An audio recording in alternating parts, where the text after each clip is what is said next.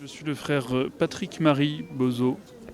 Donc je suis prieur du couvent des Dominicains de la Sainte-Baume et du coup automatiquement le recteur du sanctuaire.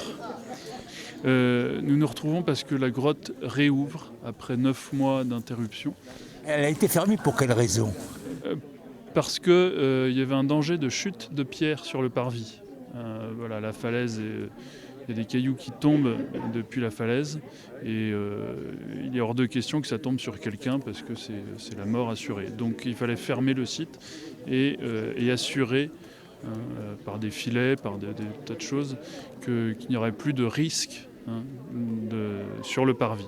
Alors aujourd'hui donc on inaugure la réouverture de cette grotte. Est-ce que vous pouvez nous rappeler quelle est l'importance de cette grotte, de ce lieu?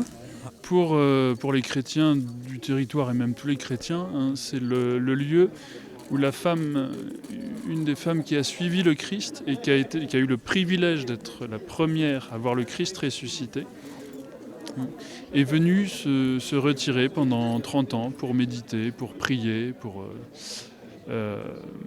voilà. Après, voilà, c'est un des grands pèlerinages, des lieux de pèlerinage en France, un des plus grands jusqu'à la Révolution. Et puis, pour les Provençaux, évidemment, c'est la tradition de Provence, c'est les saints de Provence qui ont débarqué de Judée jusque sur les côtes de Provence.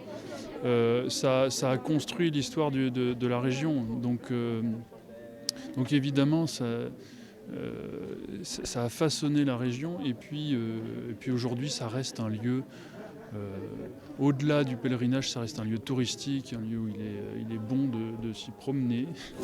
Inaugurer, réouvrir cette grotte en cette période de Pâques, en ce dimanche de Pâques, on a l'impression que c'est tout un symbole, non? Ah oui, parce que vraiment Marie-Madeleine, son message c'est la résurrection. Elle est la première à voir le Christ ressuscité, elle l'annonce aux apôtres même. Donc oui, réouvrir sa grotte à elle, on est chez elle, réouvrir sa grotte le jour de la résurrection, le jour où les chrétiens fêtent la résurrection, c'est magnifique comme symbole. Alors c'était finalement une démarche naturelle de la région de s'impliquer? C'est un lieu de pèlerinage absolument incroyable, d'une puissance énorme. Et j'ai pensé qu'on pourrait peut-être, et c'est ce que je vais lancer pour la Pentecôte, avec l'accord bien sûr de Monseigneur Aveline et des bénédictins, pour faire en sorte qu'on puisse avoir sur les pas de Sainte Marie-Madeleine et faire un pèlerinage de Sainte-Marie de la Mer jusqu'à la grotte. Et ça, c'est à peu près 10 jours, 165 km, avec des étapes, un peu comme Saint-Jacques-de-Compostelle. Quel est le message qu'aujourd'hui vous avez eu envie de faire passer? Le message que j'ai envie de faire passer, c'est de vous dire de venir en vous laissant surprendre par ce que ce lieu peut vous offrir. Les gens sont touchés d'une manière ou d'une autre quand ils viennent ici, très souvent.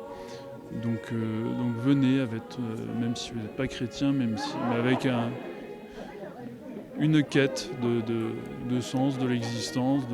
Je pense que Marie-Madeleine, qui est témoin de la résurrection, de la vie éternelle, a quelque chose à vous dire.